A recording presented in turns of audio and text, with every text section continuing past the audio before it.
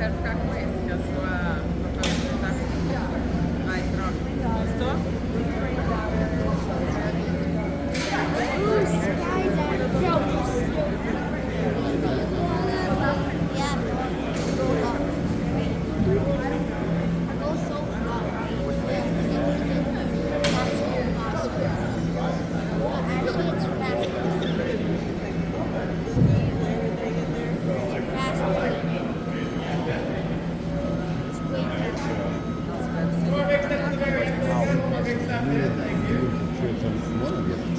One of the places I haven't made it is in Cape. Down in the southern end of the area. We'll get there one of these days. Turks.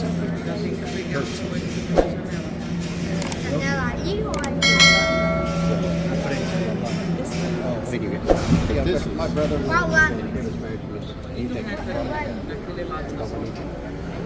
Pictures of that usual place here back here.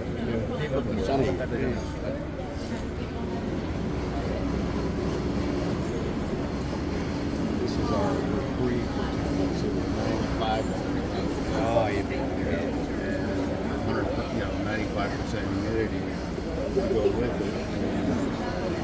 So we get 2 weeks off of it, nice cool weather. Take it out of it, and for me, it has to be down to 40 degrees before I'll put on. So that's why I'm looking forward. Righty and cold. Yeah. You don't think about it,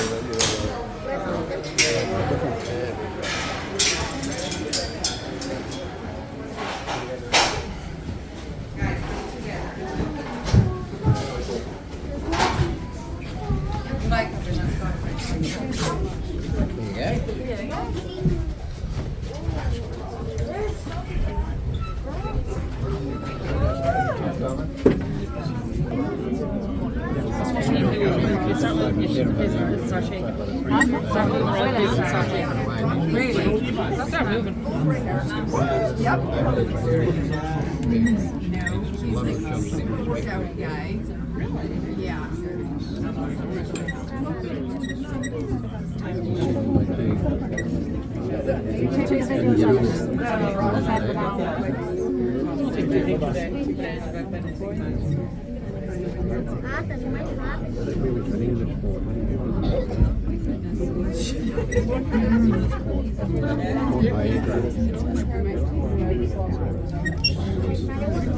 There's the city over there. Look, there's the city over there. Wow. Take minutes left. Yeah, thanks.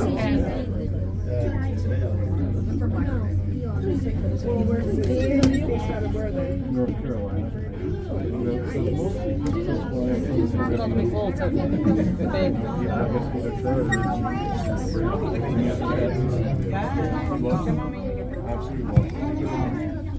That's the bridge we come over there next time. See it?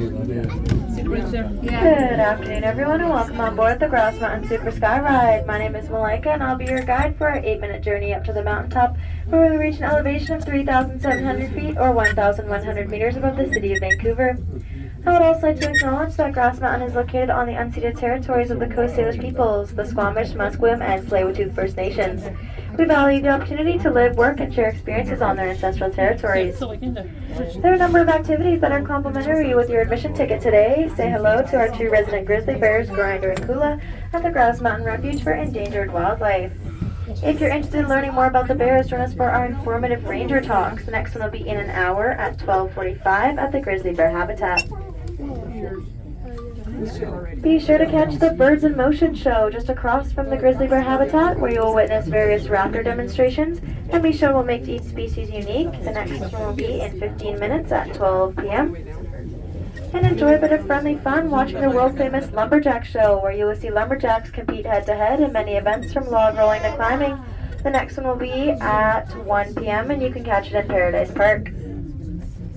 And the Theater in the Sky is presenting a selection of films showcasing a scenic overview of BC and the story of Grinder and Kula, our 2 grizzly bears, and their journey back up to our mountain in 2001.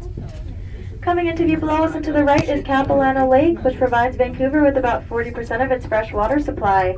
It was made in 1954 with the 3-year-long construction of the Cleveland Dam. To the left, you can see the Lionsgate Bridge, which spans the entrance to the Burrard Inlet, one of the largest harbors in the west coast of Canada. This bridge leads into Stanley Park's 1,001 acres, and the high-rise buildings you see to the left make up the core of downtown Vancouver. The estimated population of the entire Metro Vancouver area is over 3 million people. The white sails visible on the waterfront are part of the Canada Place cruise ship terminal. During a typical season, nearly 1.3 million passengers pass through this port. We'll now be approaching the first of our 2 towers. Please steady yourselves as the tram does sway. And if you do have any questions, please do not hesitate to ask. Otherwise, enjoy the ride.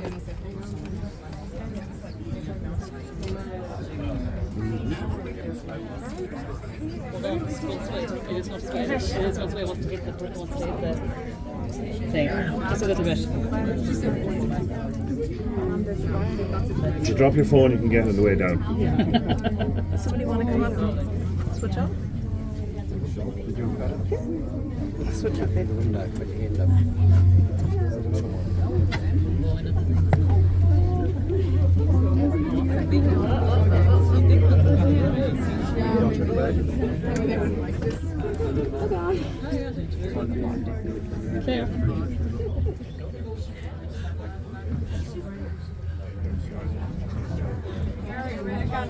We all jump together.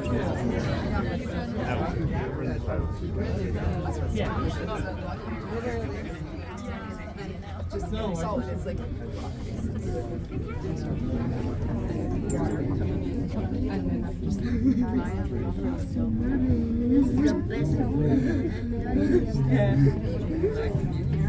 We saw something.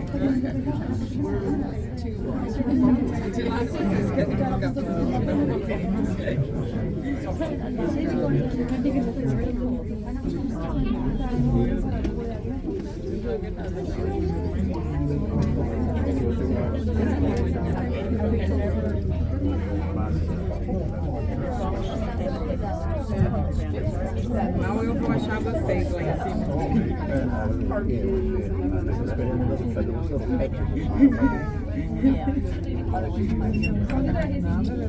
A gente não vai ver nenhum animal.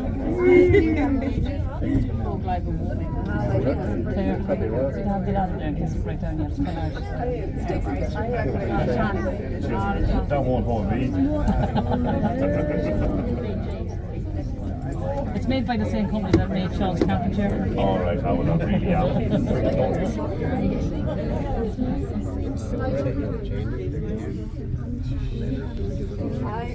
Just do this. Yeah, that's all right. You're there. I just had my phone. You're not going to take this happening. I think I have those ones already. Oh, you have one boca? I told my hairdresser about it already because she was like, and I was surprised she said people found they had like a trial. Yeah, I know. It's their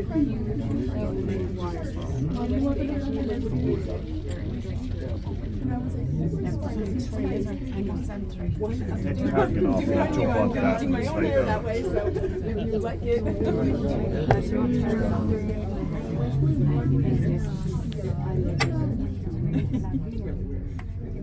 It's not like how she did it. It's pretty much not a trial. Já que a gente vai estar ensinando. Tá copiando aí. Se chover, a gente não vai sentir. Tem, for the lady.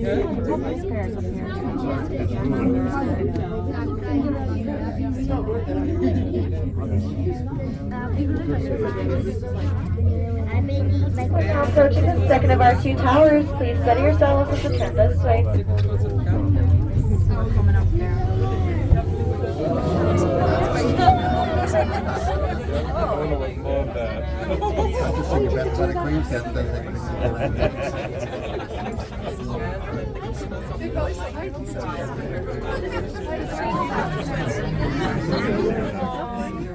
Welcome to Grouse Mountain. We're now approaching the Peak Chalet. Inside you'll find our retail stores, Outfitters Apparel, Alpine Guest Services, the Grouse Prime Coffee Bar, and Hilton's Cafe, as well as the Altitudes Bistro and the Observatory on our second floor. Please note that you will need your ticket or your pass for your return trip. And Grouse Mountain is Canada's first non-smoking and non-vaping resort, Peak of Vancouver.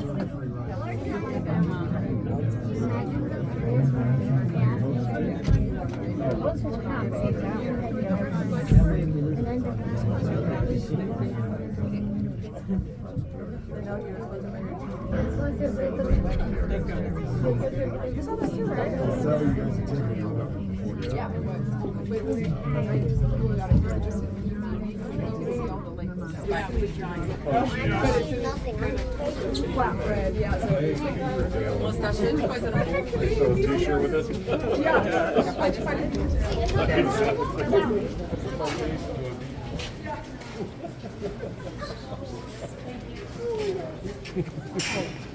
I saw the phone and I thought maybe you there, but I do have no idea.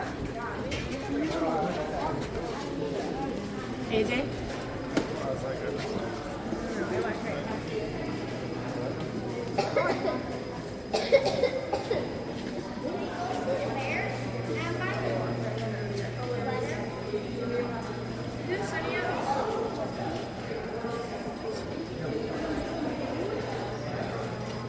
Jack, you want to give me your pass? Yeah.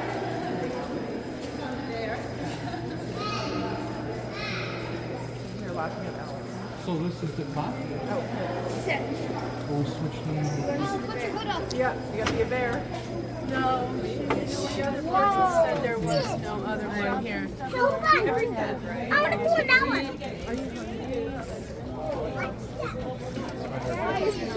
This way.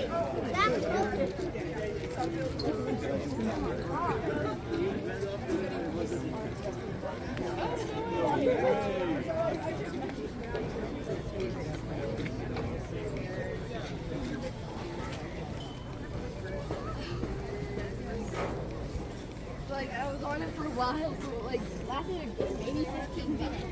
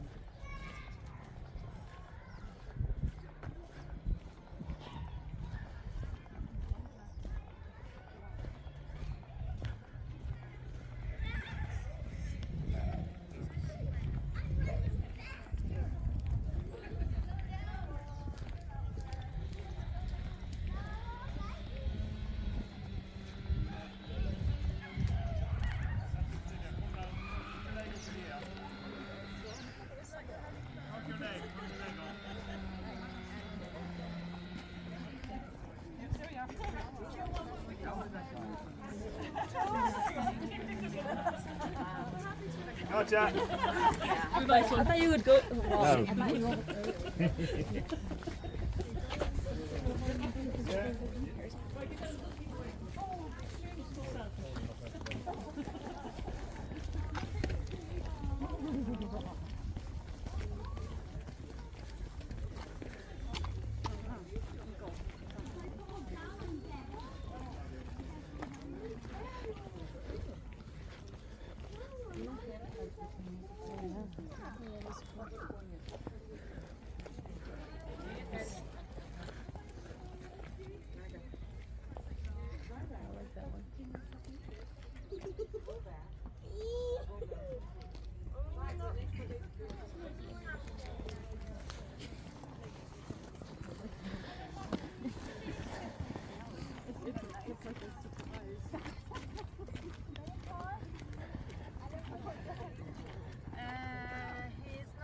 He's my dad. How can I help you?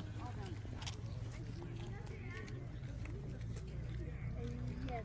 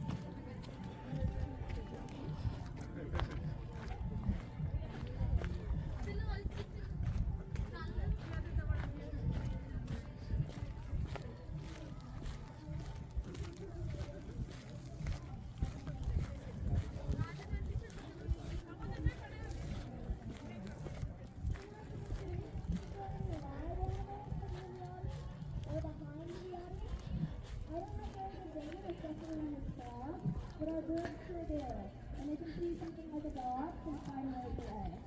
So if there are any dogs or any live animals nearby that are in the audience and can hear my voice, this is your opportunity to move as far away from the demonstration as you physically can.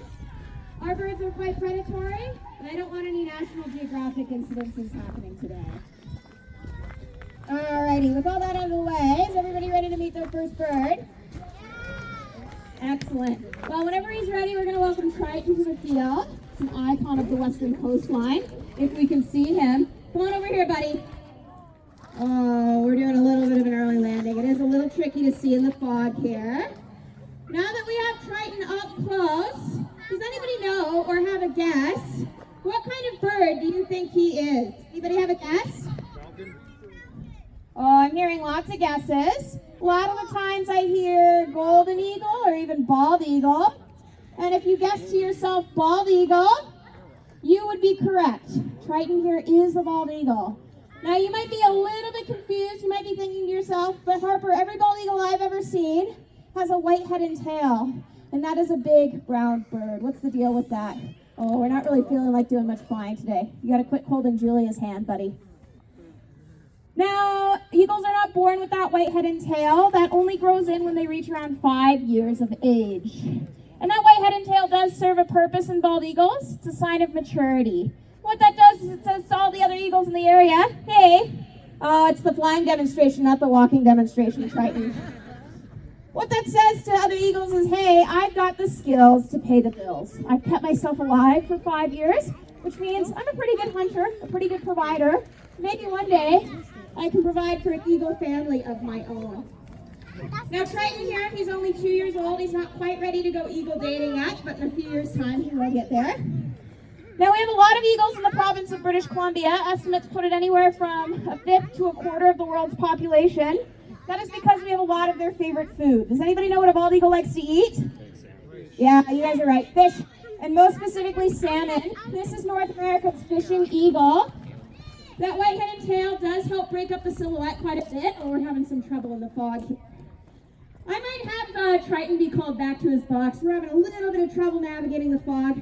He is still quite young, still in flight school, so to speak, so he's done an excellent job today. But I'll continue talking about bald eagles because they are really, really cool birds. That white head and tail helps break up the silhouette, camouflages them quite a bit. They also have very rough skin on the bottoms of their feet, helps them grip down on wiggly, slippery, wet fish. And finally, bald eagles have a very strong grip strength. Triton can grip down at around 600 pounds per square inch of crushing force. And for reference, the average person off the street can grip down at around 100 pounds per square inch of crushing force. So he's about 6 times stronger than I am. And finally, last but not least, one of the things you might have been thinking to yourselves as we've had him out and about, that's a pretty big bird. Any guesses? How much do you think he weighs? If you have a guess, shout it out loud, don't be shy. 40 pounds, 16, 12. Sometimes people guess 100 pounds, and I'm very flattered, but Julie and I cannot lift 100 pounds on outstretched arms, but it doesn't always boost our ego. You guys are guessing too high. Triton only weighs 7.5 pounds. It's a lot less impressive when I say that out loud. Birds like Triton, they need to be incredibly light in order to fly gracefully. He's mostly made of feathers. He's got quite a bit of different digestive and respiratory system than we do. His bones are not hollow, but they are pocketed with air, kind of honeycombed in structure. And finally, he has about half the blood volume of a mammal of equivalent size. So a dog around Triton size might be 20, 30 pounds. He's only 7.5. Now, the fog is rolling in a little bit thicker, so we're going to keep moving on with the show, but I will give the disclaimer, sometimes we might have to pop birds away early if they're having a little bit of trouble navigating in the fog. I do hope that everybody understands. Alrighty, now, you can't find bald eagles just anywhere in North America. They're quite specialized. They need to be located along a big body of water in order to hunt fish. But the next bird that we're about to meet, whenever he's ready, is a very generalist bird in nature. You can find him just about anywhere in North America. Now, today we're going to be meeting Magnum. He is a hawk. I'm going to bring him a little bit up closer to the front here. Take a nice look at his tail, especially the color. Does anybody know what kind of hawk is this? No bird nerds in the audience? Oh, this is a red-tailed hawk. Now, red-tailed hawks, they do live lots of different places in North America. They eat lots of different things. But one of the things that they do tend to specialize in is energy conservation, both in the way that they hunt and in the way that they fly. With a nice sunny day, he'd go soaring out over the valley, show off his big, beautiful, broad wings. You're beating me to every perch, buddy. I can't move as fast as you can. There we go. There's your treat. Now, those big, beautiful, broad wings that they have are perfect for catching rising hot gusts of air. Helps preserve their muscles, their pectoral muscles, so they don't have to flap quite as much, saving a lot of energy. Flying is incredibly energetically expensive for birds. Not quite as expensive as flying Air Canada, but pretty close. Now, the other way that these guys tend to conserve energy is in how they hunt. A good place to find them is up on a nice tall perch, maybe in a tree, telephone wire, lamppost, that sort of thing. That's because they like to do something called still hunting. Now, they have learned that oftentimes if you sit and wait for your prey to come to you, you can save a whole lot of energy. Red-tailed hawks will spend upwards of 90% of their day actually sitting. Whoa, buddy. We're doing a bit of a scramble here, some dining and dashing. Now, I'm going to see if Magnum wants to make his way on up to a little bit of a higher perch. We're going to see if he's going to do a hunting demonstration for us today. Although in the fog, he might be a little bit more limited in how far he's willing to go. All right, Magnum, head on up, buddy. In the bushes, I have a leather padded lure on a line. It's roughly the size of a rabbit. And once he makes his way on up to a higher perch, he's going to show off just exactly how he would engage in that still hunting. He's going to try to hide himself, camouflage as well as he can. And the minute that our rabbit runs out of the bush, in one final burst of energy, he's going to come cruising down before it would even see him coming. But he does need to make his way on up a little bit higher than he is. I'm not quite a track athlete, and I do need a little bit more of a head start for it to be fair. All right, buddy, here we go. All right, let's see if he's going to catch his lunch today and how quickly he can do it. I'm not very fast. Oh, Magnum, you got to come out over here, buddy. Yay! Big round of applause. Normally that looks a little bit cooler on a nice day. He'll go way high up in the sky and come rocketing down. But our field of vision is a little bit more limited today. Oh yeah, he's got a comment for me too. Now, one of the things you might be noticing now that he's caught that, he's got his wings out. This behavior is called mantling. I do the exact same thing when I go to the chalet. He would have just wasted all of that precious energy, and he might not be able to eat for another few days. Now, did anybody see what part of its body did he use to catch that with? Yeah, you guys are right. His claws, his talons, his feet. Now, Magnum here is a raptor, which means that he belongs within the birds of prey in a very specific group that includes eagles, hawks, owls, and falcons. A few others across the planet as well. And these birds all have three special traits that they share in common with one another that you can remember using the word sharp. Now, his first sharp raptor trait that he just showed off were sharp seizing talons. There are a lot of birds of prey on this planet. Things like loons, pelicans, penguins, herons, just to name a few. But they are not raptors because they catch and kill things using their beaks. To be a raptor, you have to catch and kill things using your feet. The second sharp raptor trait is his sharp eyesight. Raptors can see further, faster, and clearer than we can. Magnus has about 8 times better vision than we do. There's a little mouse on one end of a football field, and he's on the other side. He can not only see that mouse in clear high definition, but count every single whisker on that mouse's face. And finally, his third raptor trait is his sharp downward turn. Beak meant for ripping and tearing into flesh. It's kind of like having a knife and a fork built all at once right into your face. Now, let's give Magnum one big round of applause. I do think our hawks are underrated. All. In fact, I barely even call her a bird of prey. She does eat meat. She is carnivorous. but she's not much of a hunter. She's more of a scavenger. Now, that might give you a little bit of a hint as to what kind of bird she is. We're going to wait for Jury to make her grand dramatic entrance out to the audience here. She does like to take her time sometime. Now, does anybody know what kind of bird is a scavenger? Vulture. Oh, I heard it. Vulture, yeah. Jury here in particular is a turkey vulture. Now, these are really, really common vultures across North America. Oh, hey, being a little feisty here. She wants her treats. You can find these guys throughout the southern part of Canada in the summertime, throughout the continental United States, down into northern parts of Central America as well. And for starters, Jury over here. Isn't she the most beautiful bird you've ever seen? Oh, come on. I think there's a right answer to that question. And maybe beauty's in the eye of the beholder.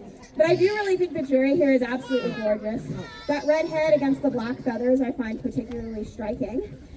These guys are very, very graceful flyers. When they're way high up in the sky, they're pretty much indistinguishable from eagles and hawks. So oftentimes on a nice day, I get a lot of people asking me if they saw a bald eagle, which we do have wild ones around here, but oftentimes it was actually a turkey vulture that they spotted. Now, if her beauty does not win you over, her brains just might. Turkey vultures are incredibly smart birds. They are very, very complex. They can solve puzzles, make friendships, enemies. They have social preferences, likes and dislikes, just like us humans do. They're about as complicated on par with other birds such as parrots, ravens, and crows. Now, if her beauty does not win you over, or her brains, these guys are incredibly, incredibly important animals for our environment. Like I said earlier, she is a scavenger. She's kind of the unpaid janitor of our animal kingdom. She walks around 365 days out of the year. No stat time, no unpaid holidays, no time off, cleaning up all of the nasty, rotten, bloated carcasses on our planet. And in addition to removing these physical carcasses, turkey vultures do a great job of disease control. There's a lot of nasty bacteria and viruses in rotten carcasses that can hurt you or I, or even kill us. Things like botulism, rabies, anthrax. And turkey vultures are able to completely remove these diseases from our environment through their incredibly specialized stomach acid. Now, their stomachs are incredibly acidic. Jury here, her stomach has a pH of less than 1, which is more acidic than your car's battery acid. Now, the minute that she comes across, all of the bacteria and viruses are completely killed off in that highly acidic environment, and she's not able to pass it along in her urine or in her saliva like other scavengers such as raccoons, coyotes, or even feral dogs might. So these guys globally save our healthcare systems a lot of money.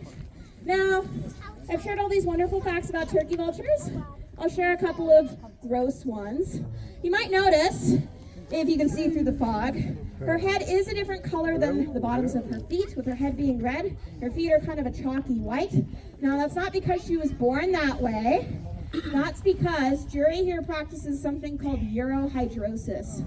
Oh, I think she's getting ready to leave, Julia. All right, we're gonna wait for her to make her way on off. She practices something called urohydrosis, which is a fancy word that means she goes to the bathroom right on her legs. Now, that might sound really gross, but turkey vultures do need a way to keep themselves cool, and they can't sweat like you or I. So by eliminating right down her legs, that liquid, when it hits the cool air as she's soaring around, evaporates, brings her body temperature down. In addition, it's quite acidic, so it acts like a natural hand sanitizer. It kills all the bacteria that might be found on her feet, and if she's standing on the ground, it'll kill all the bacteria on the ground around her. And finally, the one thing that I would never ever do is scare a turkey vulture. She spends a lot of time on the ground where she's quite vulnerable, but she doesn't have a whole lot of defenses. She's not a very tough bird. The only way that Jury can protect herself if something was to come along and try to eat her is to projectile vomit. And if you thought it smelled bad going in, it smells a lot worse coming out. What it does, in addition to being highly confusing to a predator, is it says, hey, eat this and not me.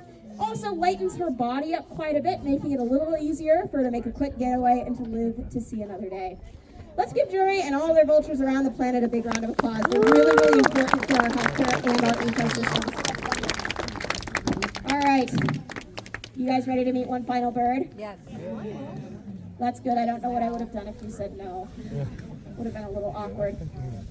All right. Well, we just met 3 birds that like to come out during the day. Does anybody know what's a bird that sometimes likes to come out at night? Owl. Oh, you guys are right. We're going to be meeting an owl.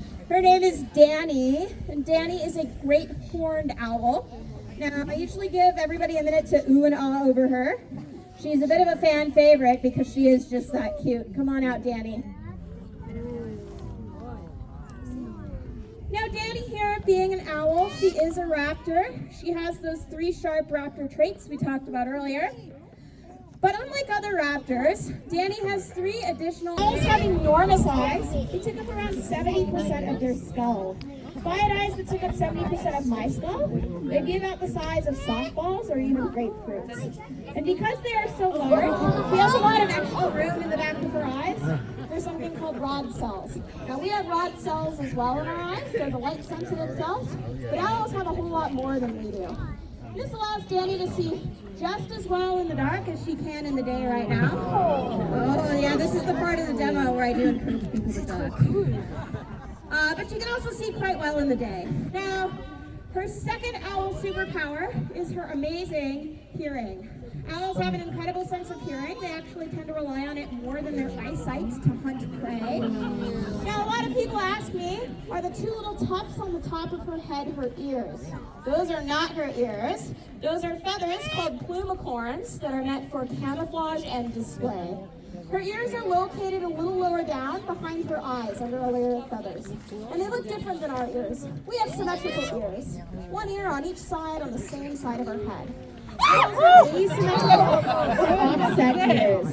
Danny has 1 ear that is pointed up and forwards, and she has another ear that's located a little bit lower down her skull and pointed backwards.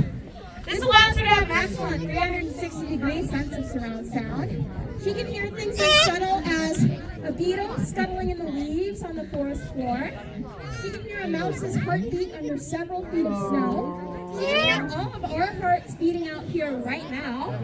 And if we're really quiet, so quiet you can hear a pin drop, she can even hear your thoughts. I'm just kidding, she can't hear your thoughts, but she can definitely hear your hearts beating out here today. And last but not least, her third owl superpower is her very silent flight, something you might have noticed as she's cruised on by. Owls have incredibly specialized feathers that are quite a bit different than other birds. Under a microscope, they look a bit like cotton candy. They're very fluffy, fibrous, lots of serrated leading and trailing edges, helps break up the turbulence. And the reason for her incredibly silent flight isn't necessarily to be a stealthy hunter, although that is helpful. It's actually because of her ears. If Danny had loud wings that went whoosh, whoosh, every time she flapped, she wouldn't be able to use that acute sense of hearing to detect and pinpoint exactly where little rodents or other creatures are scuttling along the forest floor. All right, let's give Danny a big round of applause as I welcome her back. I'll answer this question as we're waiting. Sometimes she does have a little bit of difficulty in the fog. Our birds, they do not live in these boxes. That is the #1 question that I get after the demo if I don't answer it now. This is Vancouver, but I don't expect them to live in a studio quite that small. They do have aviaries that they live in a little bit off-site in between demos. These are just to keep my step count down, makes it a little bit easier to work between birds. Danny, what's this? I got a treat for you. We're not feeling it in the fog so much. We want to look at the audience some more. All right, let me see if I can get her onto my glove. What I'm going to do here, since Danny is the very last bird of our demonstration, is I was going to bring her up to the front after I had finished up for a little bit of a closer look. But let's see if she'll make her way onto my glove anyways, without going into the box. But I'll finish up my spiel as we're waiting for her. Now, Danny was the very last bird of our demonstration. If you'd like to keep following along with our adventures, we are on Instagram at Island Raptors. I think Facebook as well. If you took any good pictures, feel free to tag us. We do like to see it. You're a little bit high up for me, Danny. I'm not very tall. Oh, there we go. Okay, let's see if we'll go back in this way. Please feel free to visit us at our Visitors Center on Vancouver Island in the town of Duncan. It's about halfway in between Nanaimo and Victoria. If you're ever on the island, do pay us a call. I'm going to bring her up to the front in just a second here. Feel free to come on over, get a closer look, ask any questions. We'll do ask people to stay up off the grass. She does like her personal space. We're going to have another demonstration at 2 p.m. and probably at 5 p.m. today as well. If you're leaving us, I hope this left you feeling inspired to go out into your everyday lives, better appreciate, think about, and understand the raptors we share our world with. You've been a wonderful audience. Thank you very much for joining us up here on Grouse Mountain. Feel free to stand up. No birds are going to hit you now. I will be back.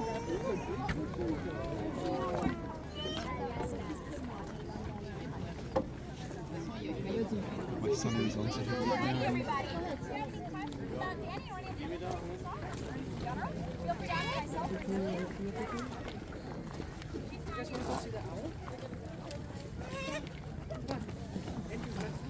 Yes. So that's a pretty common question that I get, and it's a good one. So the noise that she's making right now is called a contact call. If you were out in the woods and you heard that, it would actually be a baby owl talking to their parents. Now, Danny being 9 years old, she's not a baby owl. She's been full grown for quite some time. But what she's doing is she's talking to me and Julia specifically.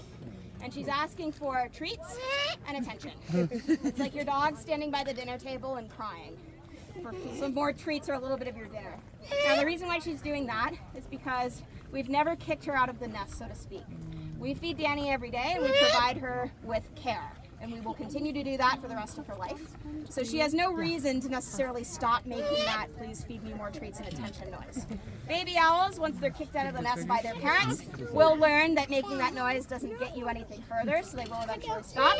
But because me, Julia, and all of Danny's other caregivers are essentially her parents, so to speak, she will continue to make that. If a wild owl was to come cruising out here, a wild great horned owl, she would not be making that noise. She's doing the territorial noise, or be running away to go hide.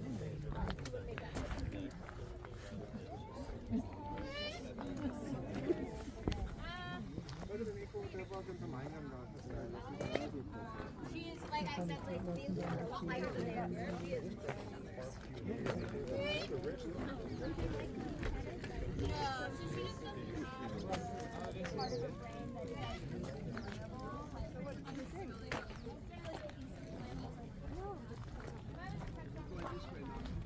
I think the veil thing's so long. There's a lot of people walking around.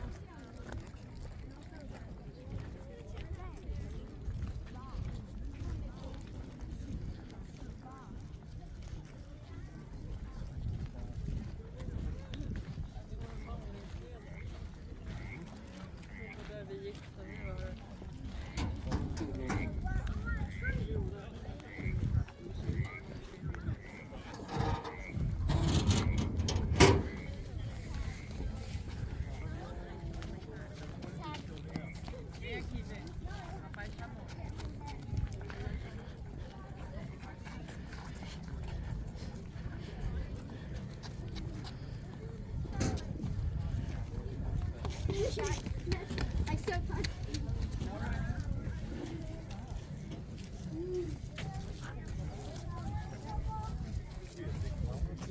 Yeah, I want to go look at it. There's a sign over there. It's got to be something else. 3 hours. Boys, move to the right. Only cut 3 seconds.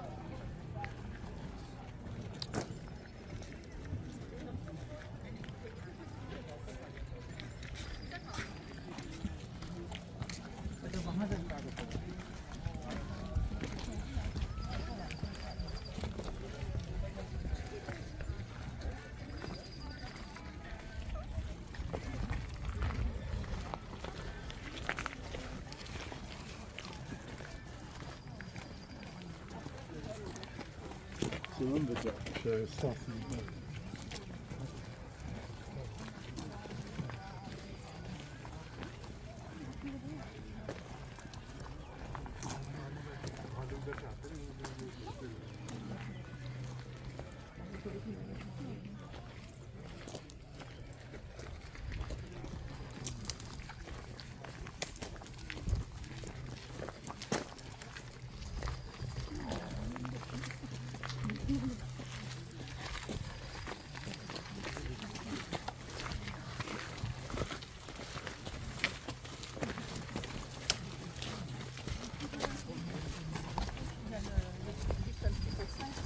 Ça appartient au Royaume-Uni.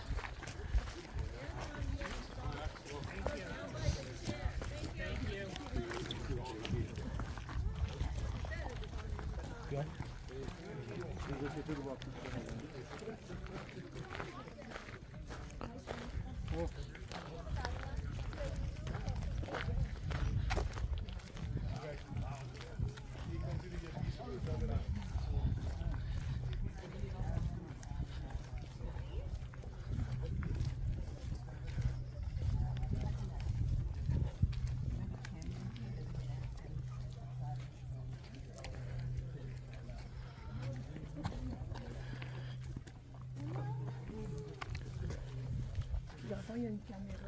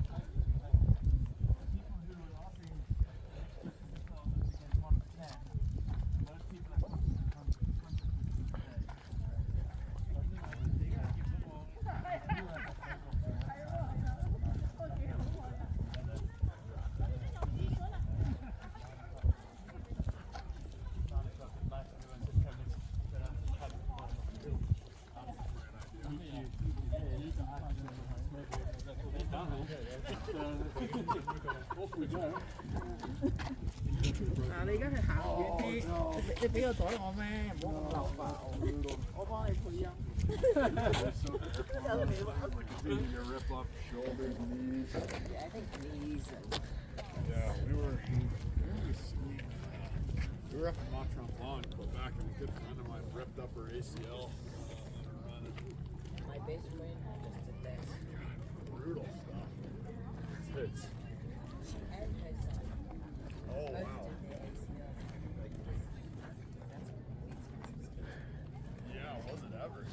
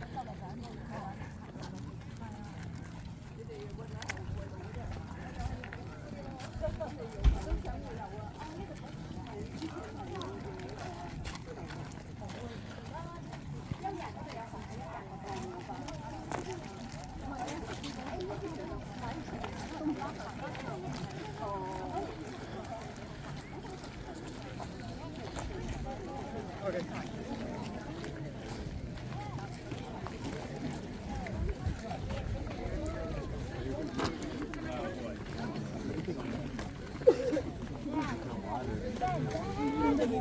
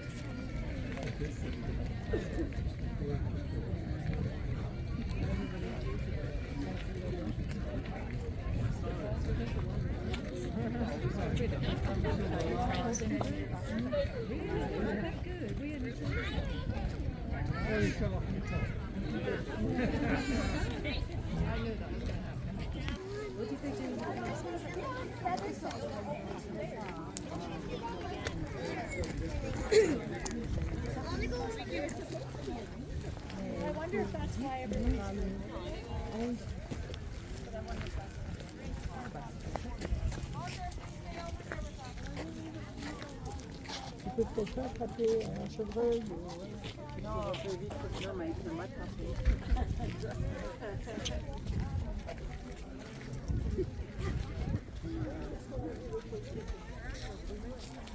Funny dude. He has a podcast. It's just a bunch of funny stories that he's heard of, and then he does a bit of research and ends up interviewing the people that are part of the story. No, not Joe Rogan. Seth Rogen. He's a comedian. And Seth Rogen's story is about a guy, the guy's grandpa, who lived on one of the sort of islands like Tuxedo, and one of the mainland islands near Powell River had a summit, and so his grandpa had to climb the summit and come back, and then they named it Mount Doobie Diggler because that was his grandpa's nickname or something. And so the grandson wanted to retrace his grandpa's steps, so he tried to attempt doing it, and in attempting doing it, got like and ended up. It's crazy. It's crazy stuff. He has a Swiss Army knife. Any battles that No, you can go. You just have your time. and he ended up he found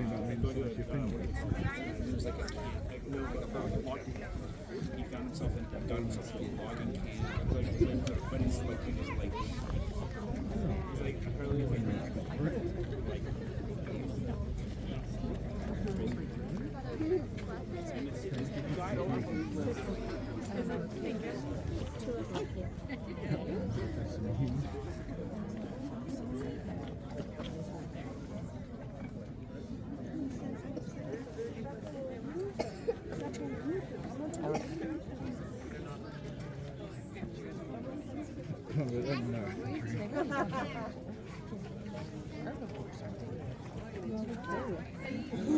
There's grass. Yeah.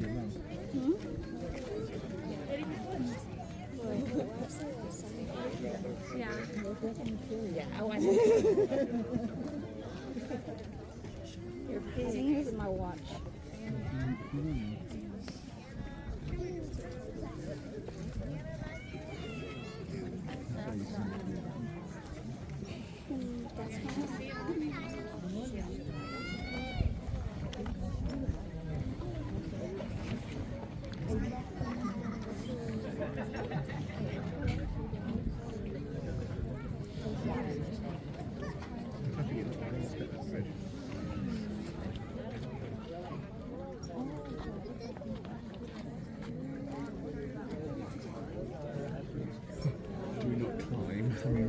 Let's hope not. That's easy.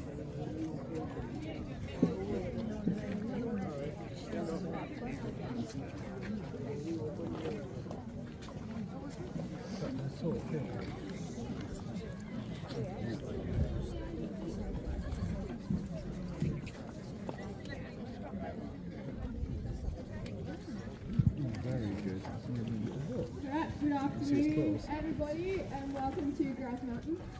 I'll start the 12:45 talk now.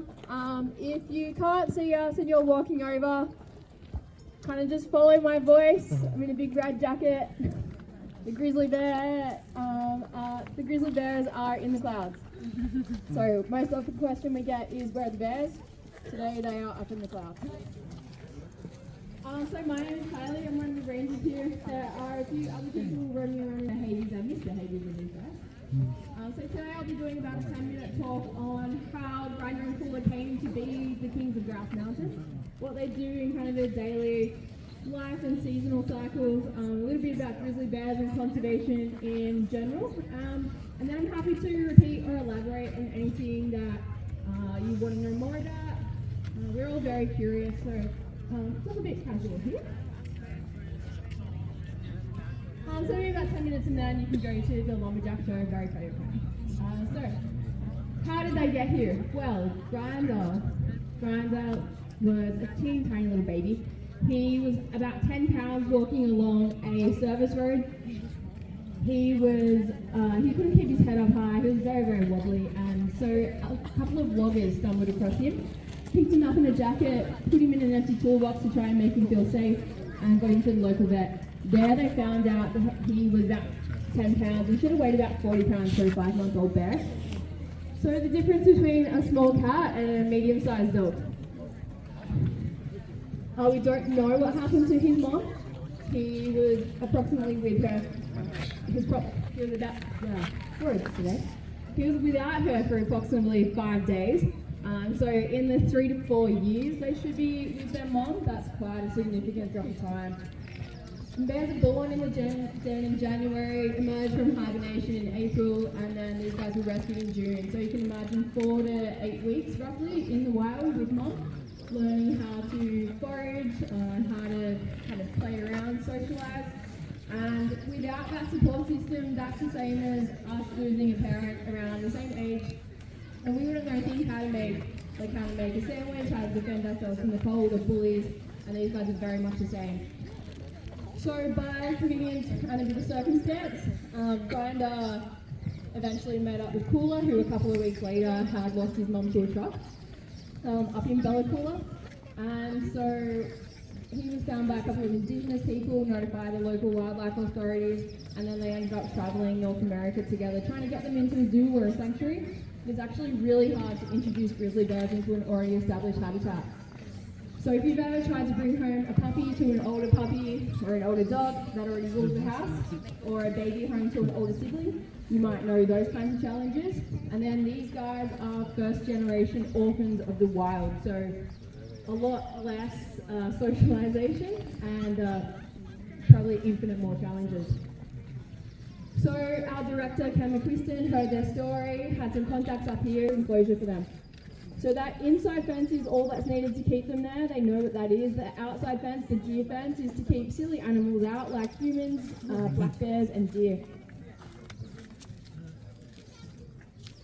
So that fence is also being used, the data that's being collected from these guys with behaviours, including hibernation, anything that we've learned, including the fence. It's being used as rehabilitation efforts up in Smithers. So there's a project called Project Rewild, and then they've determined they can keep the bears for about 15 months before they imprint, and then they can do remote monitoring, remote feeding, and hopefully those bears don't know humans exist. And so it's a really promising project. And then what are they doing now? So they've just woken up from hibernation about 8 or 9 weeks ago. After about 149 days, or just under 5 months. During that time, they don't eat or drink, but their metabolism goes to about half, and their heart rate goes to about a quarter or half. So it's a state called torpor or dormancy. It's not true hibernation like a bat or a squirrel. It's kind of just a lot of bear yoga, a lot of rolling around. Cooler might kick Grinder out of the bed and remake it. If Grinder's doing a big stretch and he rolls over, he might give Cooler a bit of a whack in the face. But for the most part, it's just a lot of snuggling up in the corner. So you might think they look like big furry rocks. To me, they look like super-sized wombats. And otherwise, this is a very cute couple of snuggle buddies. You can actually follow along with that in hibernation on grousemountain.com in the bear habitat section and the cameras. And then if you want to follow along in the summer too, if you want to see some lounging around the pools or some play fun, looking over upper pools. So what are they foraging for? Well, when they first wake up from hibernation, that kind of big meditation, they don't want to go for a run or have big meal anytime soon. So they're looking to kickstart that metabolism again.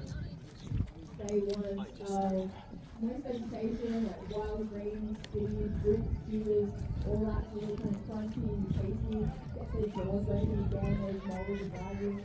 And what they can't find in there, we actually do an ample supply, so they never without. They get rice, sweet potato, carrot,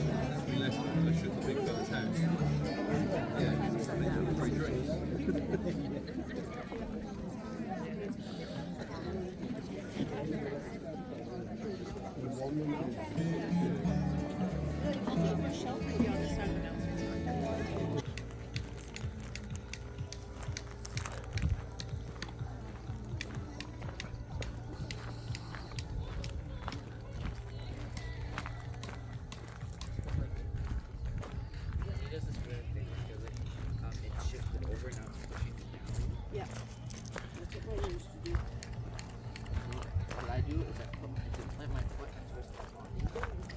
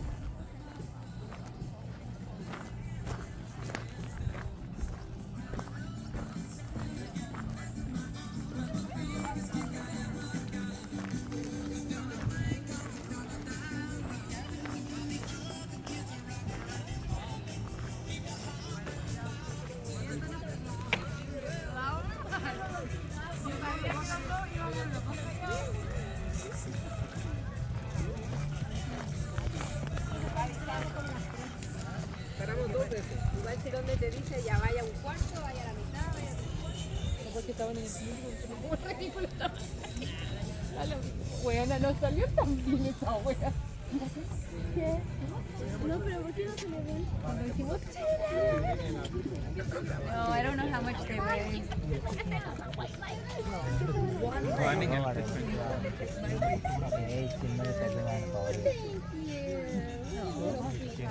What did she say? She got me this. Oh, I thank you. forgot to consider. Thank you, baby. One leg, baby.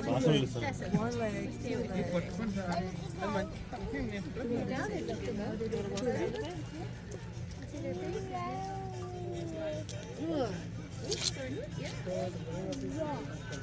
See the rocks? I don't care about the rocks. Why stay on this one? That's a good picture. Do you want me to take it? Somewhere else?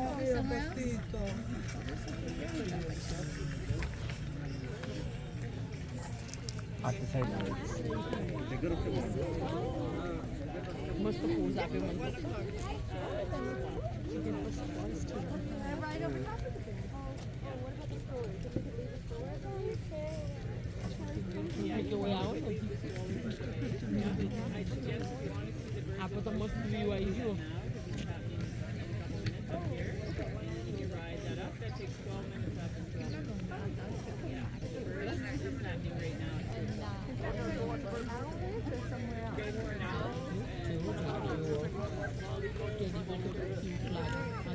Eu botei pelo vídeo taro.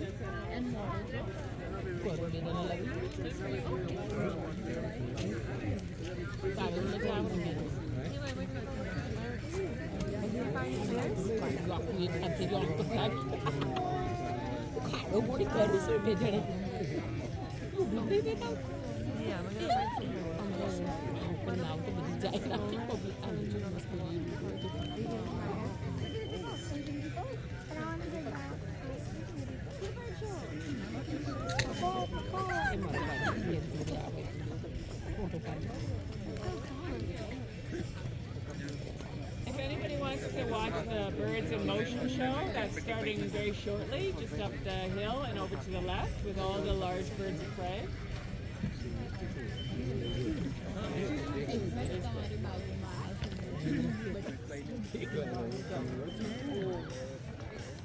Chesma perdeu, chesma agora na gomina.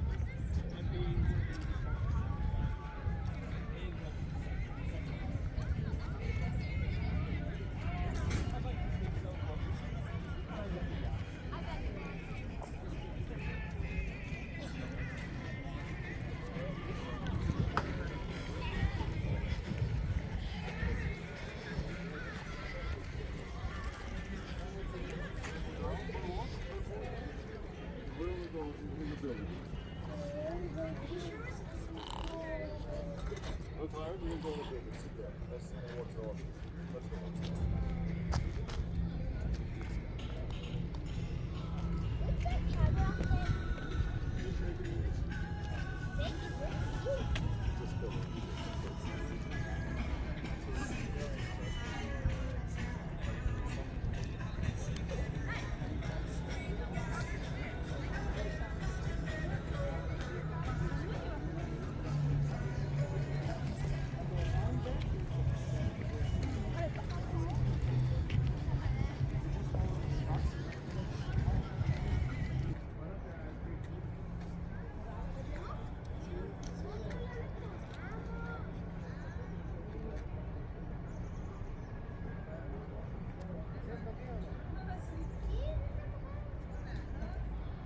To the peak and coming down, that's free. You can just get on those. Okay?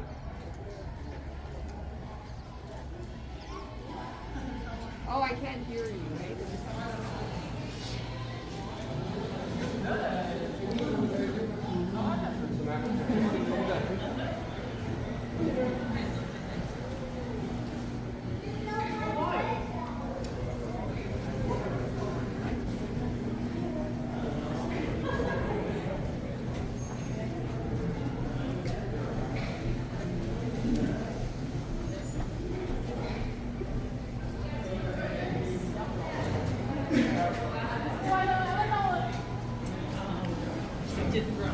Yep. I was by myself. I had nothing. Yeah, after yeah. She's just washing her hands.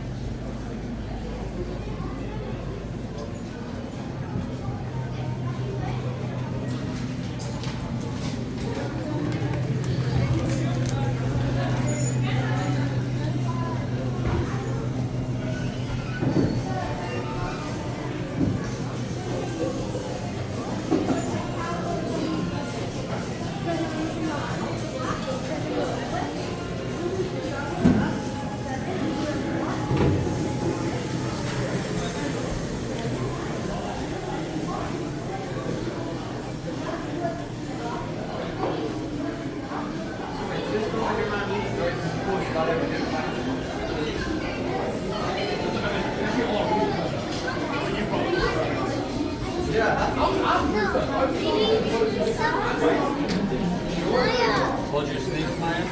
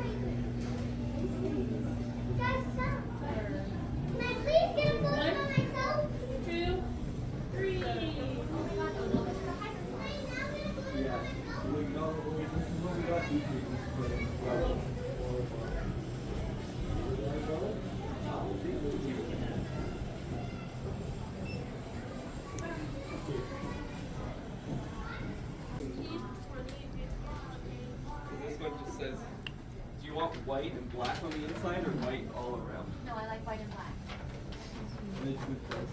What does he do with these shot glasses? He does like a display.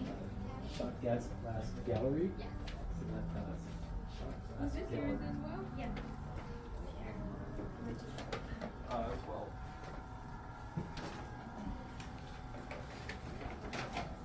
I don't see any other shot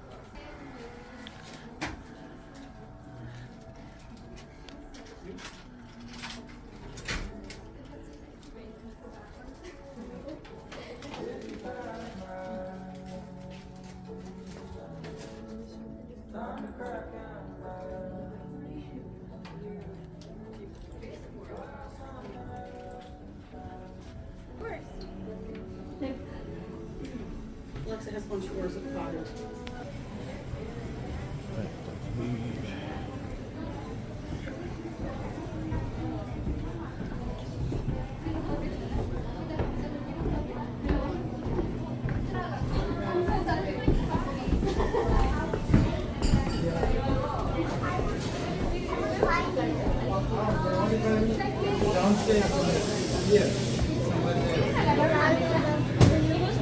How do you know that I'm downstairs?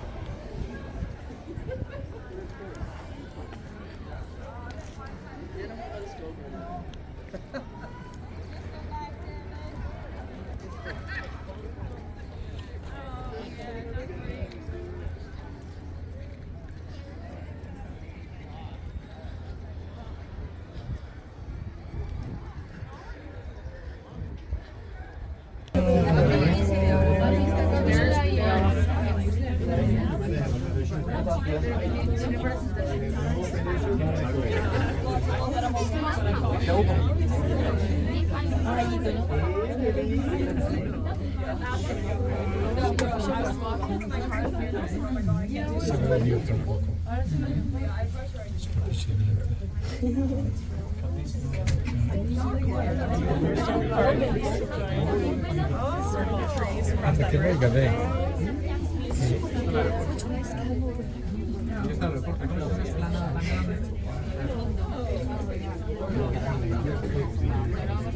It's Vancouver,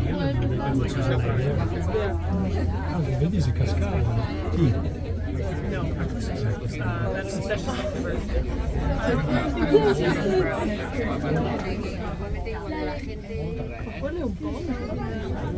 It's really pretty.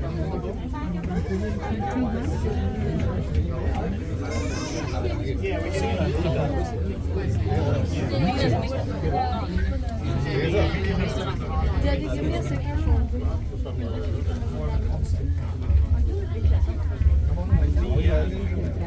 Supposed to be done by the end of the ski season. You tell me. I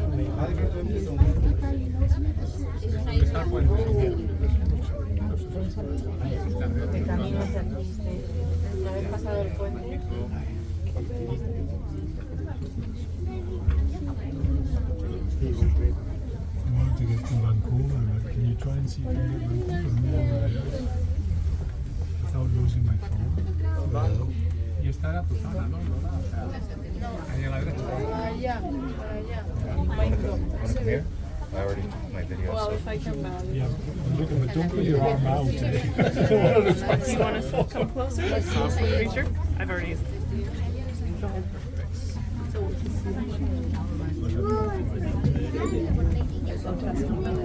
Equal opportunity.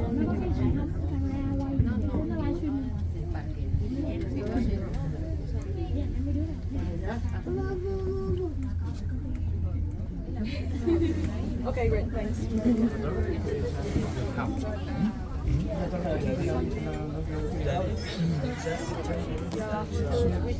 Thank you.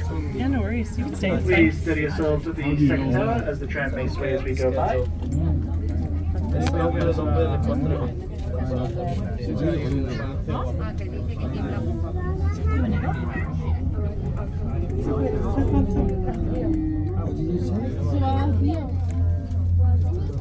esas torres aquí. Carnaval. Ahí, sí.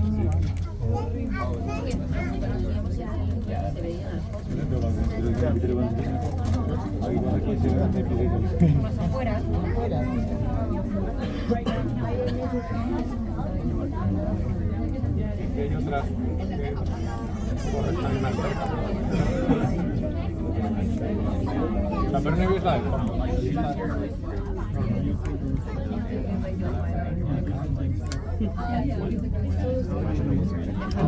It better be him.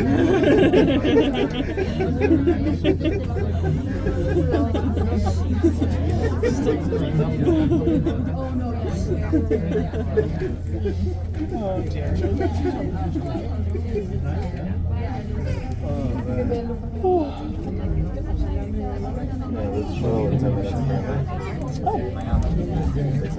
Okay, perfect. Sweet, hopefully we can just walk. Yeah.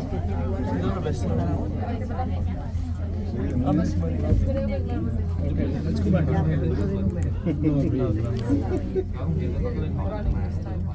Yes, you start. How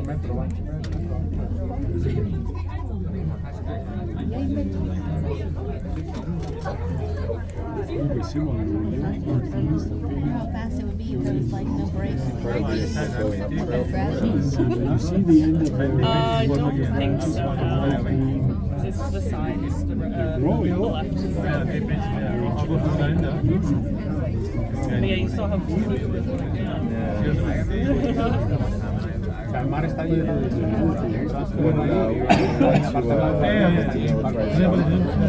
this thing called the third infiltration tunnel, which is like a tunnel that like North Korea tried to take towards South Korea, and they did an interception to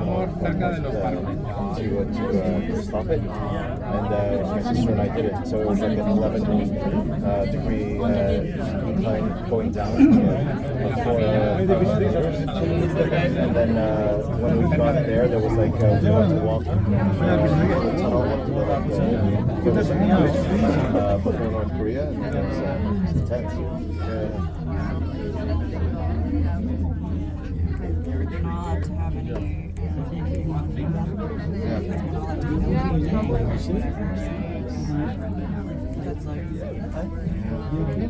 Like, please don't take pictures when you're not supposed to, or you'll be arrested and go to jail. No, but they make you put your phone in your like that's for your safety. The only place in the US I've been. It was pretty good. What like normal life? Like all the time. Like Hawaii. It seems pretty. You should be working.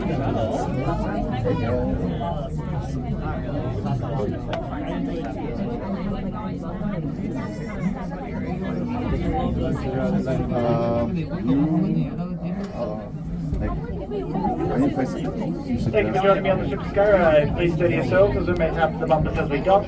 We'll be exiting the doors opposite me today. If you're looking for refreshments, Starbucks is open in the plaza. And if you drove here, please mind your speed down dancing through lake consideration of my neighbours. Thank you once again, and we hope to see you again at the peak of Vancouver.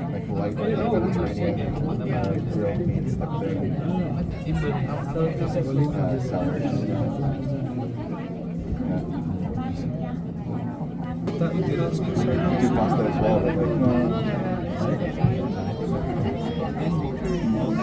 Get out here.